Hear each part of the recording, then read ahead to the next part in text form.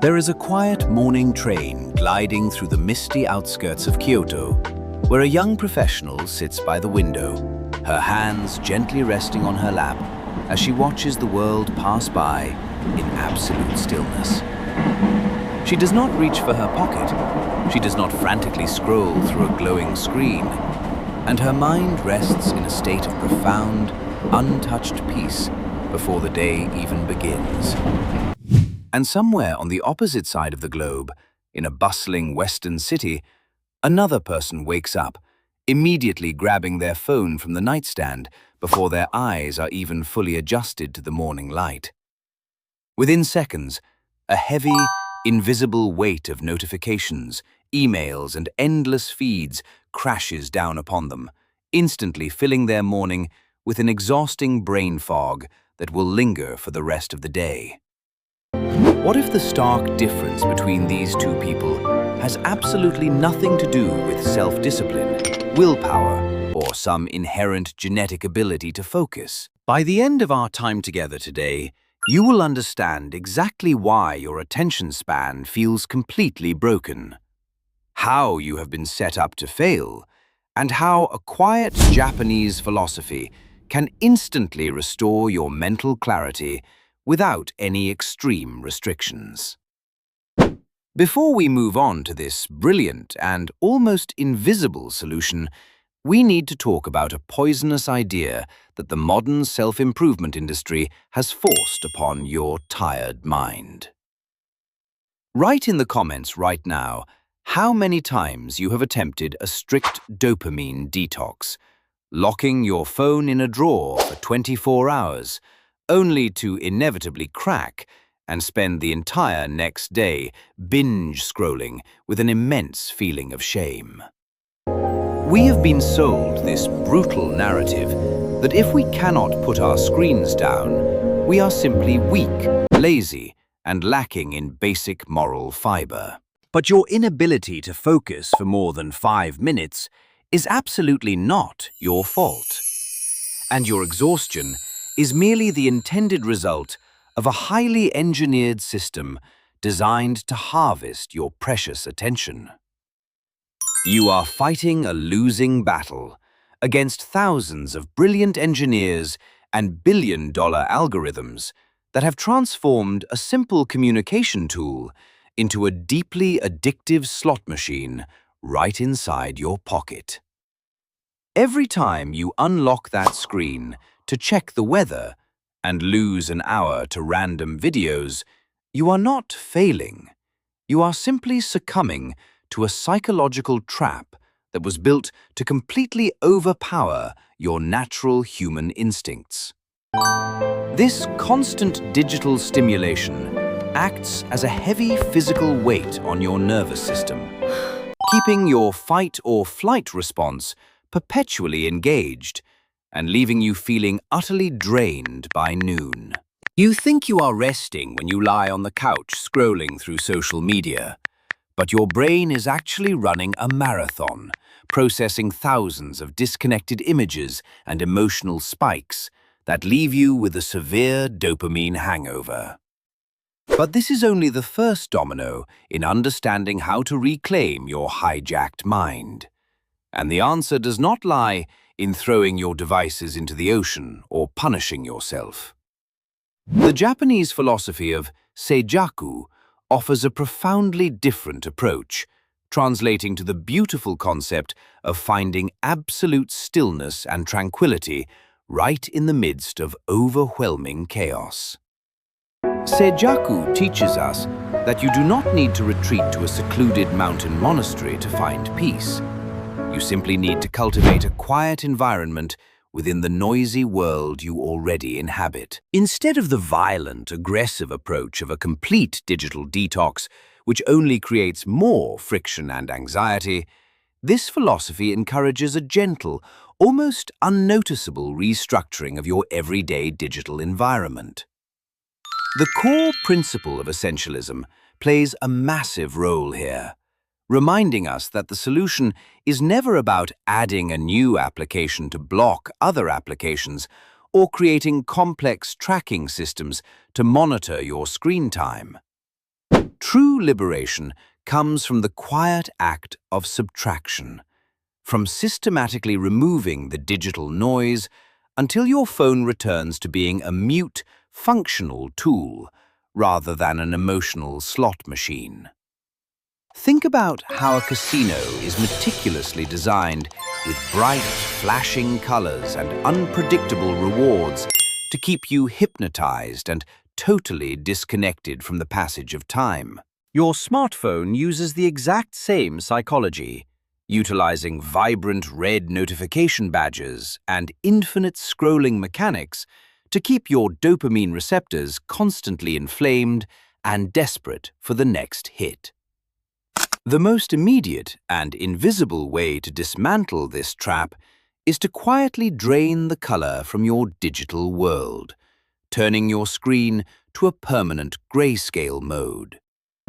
When the vibrant reds and blues disappear, the addictive pull of the screen vanishes almost instantly, leaving you with a boring, utilitarian device that no longer triggers an artificial dopamine rush.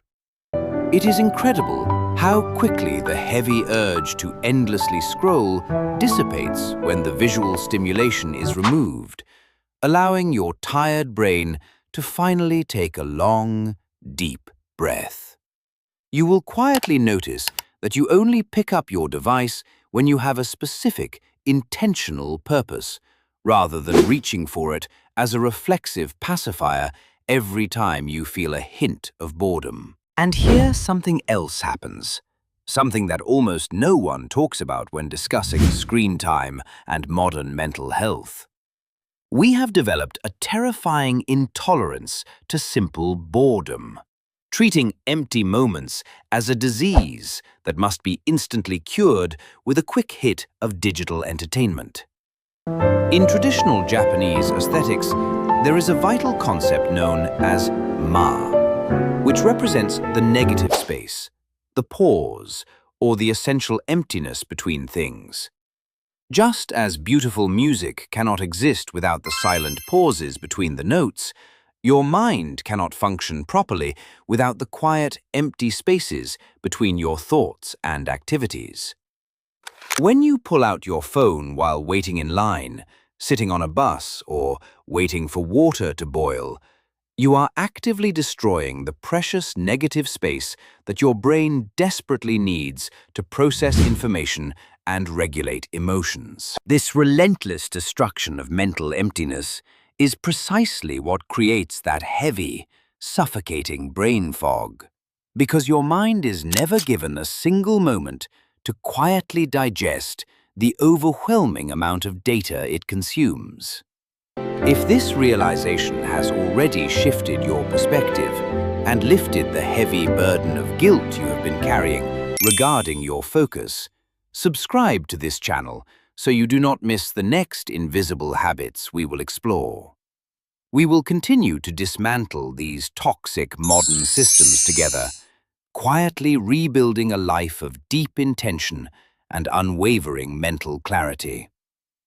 To truly embrace Seijaku, you must transform your digital landscape into a quiet ghost town, silencing every single notification that does not come from a real human being trying to reach you directly. Your attention is your most valuable currency, and allowing random applications to interrupt your peace with breaking news, social updates, and marketing alerts is like leaving the front door of your home wide open for strangers to wander in. When your phone no longer vibrates or lights up to demand your attention, a profound shift occurs in your daily rhythm and your overall sense of autonomy. You gently transition from being a reactive participant who jumps at every digital chime to a proactive creator who only engages with the digital world on your own highly intentional terms. We must also address the most vulnerable moment of your entire day, which is the very first hour after you open your eyes in the morning. When you immediately flood your fragile, waking brain with the infinite stress of the internet, you aggressively spike your dopamine levels and set a frantic, chaotic baseline for the next 15 hours. By simply leaving your phone in another room overnight and allowing yourself to wake up to a traditional alarm clock, you instantly protect your nervous system from this invisible morning assault. You give yourself the beautiful gift of waking up as an individual, rather than immediately merging your consciousness with the anxieties, opinions, and fabricated lives of thousands of strangers. As you gently detach from the digital casino, you will feel a quiet but powerful urge to reconnect with the physical, tactile world around you. You will find yourself wanting to grind coffee beans by hand, feel the rough texture of a real paper book, or simply sit by a window and watch the leaves move in the wind without feeling the agonizing need to document it. These slow analog activities are not just aesthetically pleasing, they are fundamentally necessary for healing your fried dopamine receptors and restoring your natural ability to focus on difficult tasks. They provide a steady, calm stream of fulfillment that gently nourishes your mind, unlike the violent, jagged spikes of digital dopamine that always leave you feeling hollow and exhausted. We are often terrified to disconnect because we have been sold the illusion that social media is the only way to remain tethered to our community and our loved ones. But this artificial connection is incredibly shallow, creating a heavy burden of constant social comparison and a lingering anxiety that you are always missing out on something much more important. It feels When like you everything is practice finally the falling silent into art place, of you know? Seijaku, I had to let go of my you expectations. realize that I know true exactly what you connection mean. can only And I think you happen made the when right you are choice. entirely present in the physical moment you currently inhabit. By looking away from the glowing screen, you finally become capable of giving your undivided, quiet attention to the people sitting right in front of you, which is the rarest and most beautiful gift you can offer in this modern age. This leads us to another incredible Japanese concept that seamlessly intertwines with digital minimalism, known as zanshin, which roughly translates to the mind with no remainder. It is the elegant practice of completely finishing one task before moving on to the next, maintaining a state of relaxed but total awareness without leaving any residual attention behind.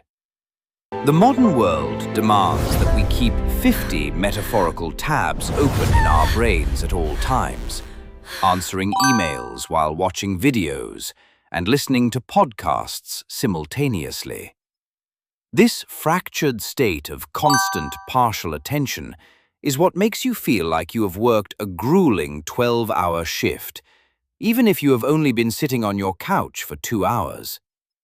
Zanshin teaches you to do one thing at a time with absolute, unwavering presence, whether that is writing a complex report, drinking a cup of green tea, or having a simple conversation. When you stop using your phone as a background pacifier while performing other tasks, you stop leaking your precious mental energy and instantly cure the overwhelming fatigue of multitasking. To make this entire transition absolutely effortless, you can introduce tiny amounts of intentional friction into your relationship with your electronic devices. Something as simple as logging out of your social media accounts after every single use transforms a mindless 1-second reflex into a conscious, multi-step decision. That brief moment of friction, the few seconds it takes to slowly type in a password, is often just enough time for your rational brain to catch up and ask if you actually want to be doing this. It acts as a quiet, invisible barrier that protects you from your own conditioned impulses, gently guiding you back to the present moment without ever relying on brute force discipline. Just as the morning sets the baseline for your day, your evening routine heavily dictates the depth and restorative quality of your sleep, which is the ultimate cure for chronic brain fog. Taking your glowing screen to bed is like shining a bright flashlight directly into your eyes while trying to rest, destroying your natural melatonin production and keeping your mind locked in a state of high alert. Implementing a quiet digital sunset, where all screens are turned off at least 1 hour before sleep, allows your tired nervous system to slowly and naturally cool down. You can fill this beautiful negative space with gentle stretching, reading physical pages, or simply sitting in a dimly lit room, allowing the heavy thoughts of the day to settle like dust on a quiet floor. Healing a brain that has been chronically overstimulated by modern technology is not a quick weekend project, and it certainly does not happen through punishing extreme detoxes. It is a slow, graceful process of shedding the unnecessary noise, gently closing the doors to the digital casino, and reclaiming your fundamental right to a quiet mind. We must also borrow from the beautiful wisdom of wabi-sabi, a philosophy that finds profound peace in embracing imperfection, transience, and the natural cycle of all things. In our digital lives, this means utterly rejecting the toxic modern anxiety that we must constantly stay updated, informed, and perfectly engaged with every single breaking news story or fleeting social trend. It is completely fine to let the endless stream of internet discourse flow past you without dipping your hands into the chaotic water to catch every single drop. There is a deep, quiet liberation in realizing that you can simply opt out of the noise, that you can be happily uninformed about trivial dramas, and that missing out is actually a beautiful reclaiming of your personal peace. Furthermore, we must abandon the exhausting illusion that we can solve our digital overwhelm by downloading more productivity applications or complex time-tracking software. This is a classic Western trap, attempting to cure a disease caused by excessive technology by prescribing even more technology, which only adds another heavy layer of administrative burden to your already tired mind. The most effective Japanese solutions are always shockingly analog, relying on the tangible physical world rather than glowing pixels to organize our daily thoughts and intentions. A simple paper notebook and a wooden pencil carry absolutely zero risk of distracting you with a sudden notification, offering a quiet, singular focus that no digital application could ever hope to replicate. We also rarely discuss the immense physical toll that this digital addiction takes on our bodies, specifically the subtle way it alters our posture and our natural breathing patterns. When you spend hours hunched over a tiny glowing rectangle, your chest collapses, your breathing becomes incredibly shallow, and you physically mimic the exact biological posture of severe depression and defeat. This collapsed physical state sends a continuous, invisible feedback loop of anxiety straight to your brain, making the mental fog feel even thicker and more inescapable. By simply putting the device away and looking up at the horizon, you instantly expand your lungs, straighten your spine, and quietly signal to your nervous system that you are safe, present, and entirely in control of your surroundings. Even when the phone is not in your hands, its mere presence in your peripheral vision is enough to subtly drain your cognitive resources and divide your precious attention. Studies have shown that simply having a smartphone resting face down on the table next to you reduces your working memory, because a huge part of your brain is actively working to ignore it. To cultivate true Seijaku, you must practice the physical separation of your devices during moments of deep work, meaningful conversation, or true restorative rest. Placing the phone in a completely different room creates a massive, invisible moat around your attention, allowing your mind to fully relax into the present moment without anticipating a sudden interruption.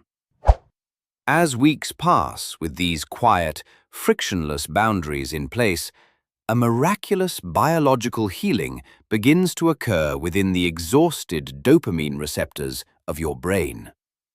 Activities that previously felt painfully boring, like walking without a podcast, watching the rain, or reading a challenging book, will suddenly become rich, vibrant, and deeply engaging once again.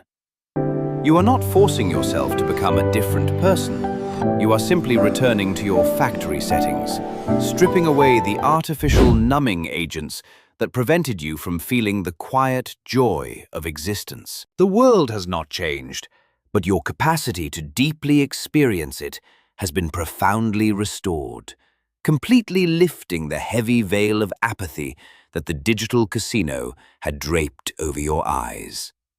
You have now successfully engineered a quiet lifestyle where focus is no longer a brutal daily struggle requiring massive reserves of discipline, but rather the natural, default state of your environment. You have stopped blaming yourself for a manufactured addiction, and instead, you have quietly redesigned your surroundings to make the right choices absolutely effortless. The ultimate victory over the modern attention economy is not to fight it loudly, but to simply and quietly walk away, leaving their billion-dollar algorithms spinning blindly in the void. You are now the undisputed master of your own attention, resting in a peaceful, quiet mind that belongs entirely to you, today, tomorrow, and for the rest of your beautifully analog life.